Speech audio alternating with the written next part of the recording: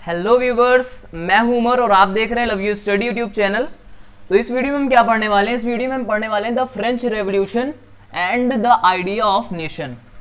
तो पिछली वीडियो हमने बोला था कि अगली वीडियो में हम लोग फ्रेंच रेवोल्यूशन के बारे में बात करेंगे।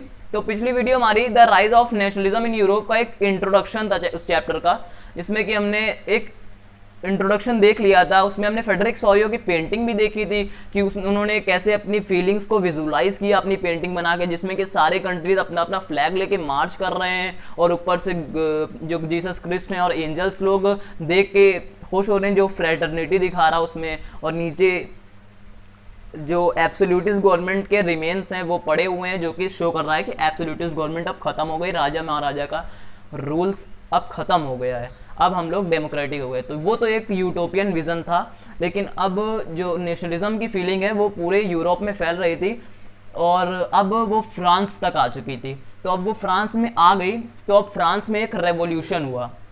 तो फ्रांस में रेवोल्यूशन हुआ तो उसके बाद फ्रांस हमारा कॉन्स्टिट्यूशन, फ्रांस में कॉन्स्टिट्यूशन हो गया। तो चलिए देखते हैं ये सब कैसे हुआ। तो जो फ्रेंच रेवोल्यूशन क्या था? तो French revolution first clear expression था नेशनलिज्म का।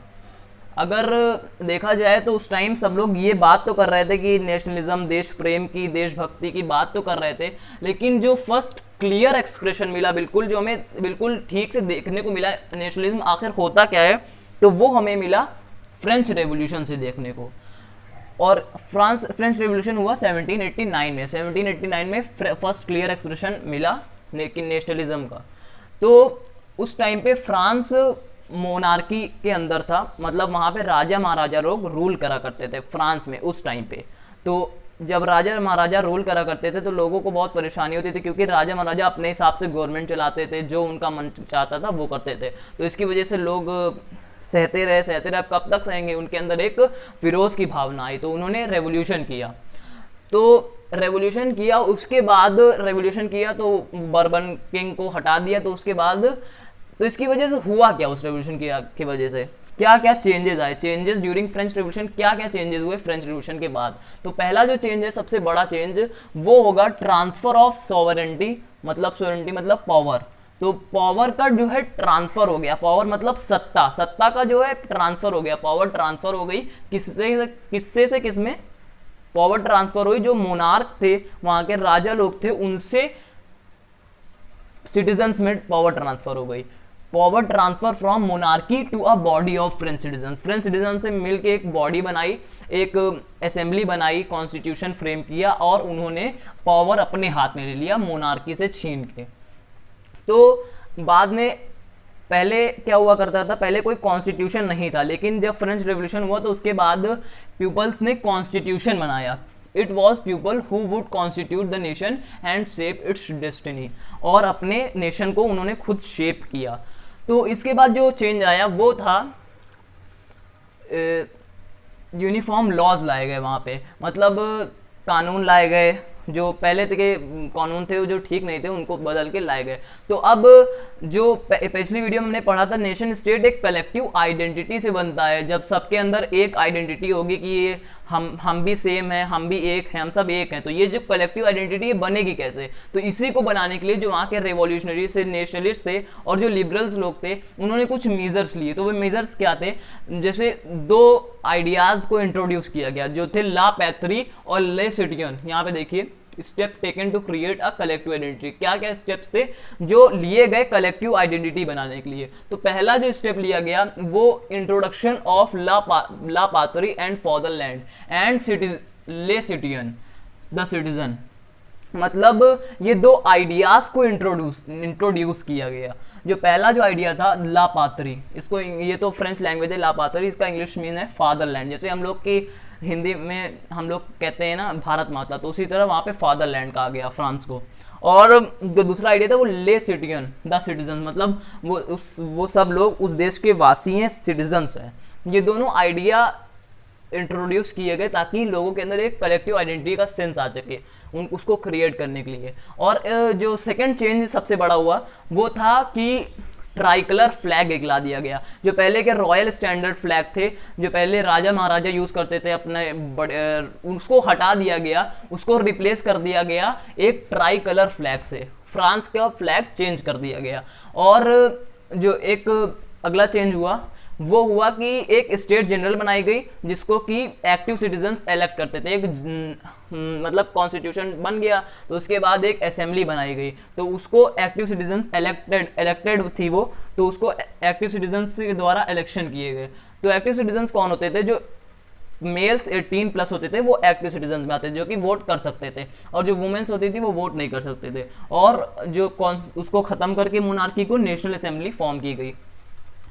तो यूनिफॉर्म लॉज लाए गए, कस्टम ड्यूटीज़ और ड्यूज एबॉलिश कर दिए गए। जैसे अब हमको यहाँ से किसी और सिटी में जाना है तो उसमें हमको टैक्स देना पड़ता था, कस्टम ड्यूटी देना पड़ता था, तो ये सब एबॉलिश कर दिया गया। एक यूनिफॉर्म सिस्टम वेट का, हर जगह अलग अलग वेट का सिस्टम था, तो उसको हर जगह एक यूनिफॉर्म कर दिया गया, हर जगह एक यूनिफॉर्म सिस्टम वेट्स का ला दिया गया, फ्रांस में लोगों ने ला दिया।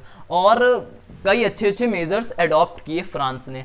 जो लैंग्वेज भी चेंज कर दी गई फ्रांस की, फ्रांस को वहाँ पे लैंग्वेज फ्रेंच को एक कॉमन लैंग्वेज बना दिया, पूरे नेशन की कॉमन लैंग्वेज हो गई। जैसे हमारे इंडिया की नेशनल लैंग्वेज हिंदी है, उसी तरह फ्रेंच वहाँ की कॉमन लैंग्वेज बन गई पूरे यूरोप की।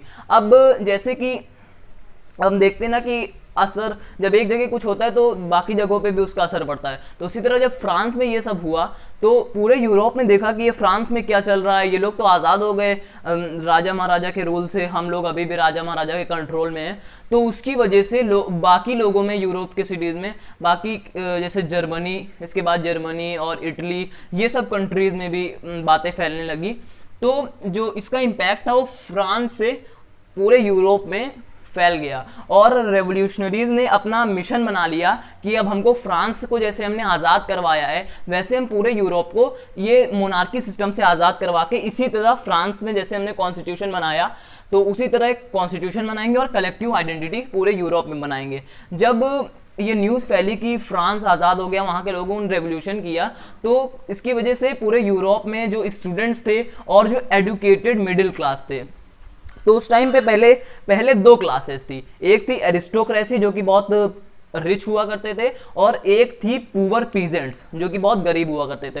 तो पुअर पीजेंट्स में कुछ अमीर हो गए क्योंकि इंडस्ट्रियलाइजेशन बढ़ गया, तो ये बिग बिजनेसमैन हो गए, लॉयर हो गए, ये सब अमीर होते चले गए। तो ये इनकी एक अलग क्लास इन्होंने बनाई, द न्यू मिडिल क्लास। तो ये जो द न्यू मिडिल क्लास थे और स्टूडेंट्स थे, इन्होंने जैकोबिन क्लब फॉर्म किए, जहाँ पे इन्होंने उसका विरोध करना चालू किया। किसका विरोध करना चालू किया? जो ये फॉर्म ऑफ गवर्नमेंट चल रही थी पूरे यूरोप में। तो फ्रांस को तो पहले ही आज़ादी मिल गई, हम बाकी के यूरोप की बात कर रहे हैं।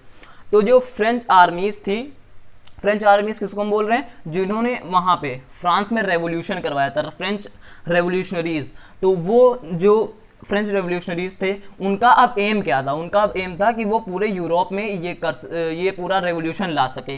तो वो अब हॉलैंड की तरफ, इन कंट्रीज़ की तरफ बढ़े, हॉलैंड, बेल्जियम, स्विट्ज़रलैंड, इन कंट्रीज़ की तरफ बढ़े, और पूरे इटली की तरफ बढ़े कि इनको भी आज़ाद करना है। 1790 की बात है ये। तो they carry the idea of nationalism abode.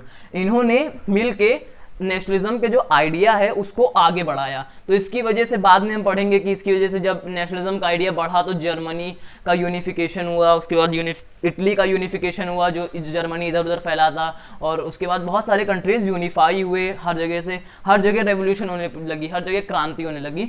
ये फ्रेंच रेवोल्यूशन के बाद, क्योंकि फ्रेंच रेवोल्यूशन जैसे ही हुआ तो बातें फैलने लगी, जब लोगों को पता चला कि वहाँ के लोग आज़ाद हो गए तो बाकी लोग भी जागरूक हुए। तो दोस्तों इसके बाद हम पढ़ेंगे अगली वीडियो में।